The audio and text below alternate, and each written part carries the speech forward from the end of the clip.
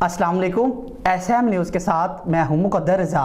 SM news studio में खुशामदीद। खबरों का सिलसिला बढ़ाते हुए हबशाम करते हैं उकाड़ा से। थाना सदर उकाड़ा के इलाका में डकैती और चोरी की नॉन स्टॉप वारदातों का सिलसिला जारी है। उकाड़ा के नवाहे गाँव 38-2RA में 4 मुसल्लह डाकुओं के घर में घुसकर डकैती की वारदात। डाकुओं ने मोहम्मद आसिफ और उसकी पूरी फैमिली को गन पॉइंट पर यरगमाल बनाकर तलाई जेवरात और नकदी रकम और कीमती सामान लूटकर फरार हो गए। इसी हवाले से मज़ीद तफसीलात बता रहे हैं SM न्यूज़ के नुमाइंदे राव मोहम्मद सरफराज खान। जी सरफराज, आगाह कीजिएगा इस हवाले से। जी बिल्कुल, सदर उकाड़ा के इलाका में डकैती और चोरी की नॉन स्टॉप वारदातों का सिलसिला जारी। उकाड़ा के नवाही गांव 38-2RA में 4 मुसल्लह डाकुओं की घर में घुसकर डकैती की वारदात। डाकुओं ने मोहम्मद आसिफ और उसकी पूरी फैमिली को गन पॉइंट पर यरगमाल बनाकर तलाई जेवर, नकदी रकम और कीमती सामान लूट लिया। मुसल्लह डाकुओं की जानब से घर से लूटा गया माल 12 लाख रुपए का था।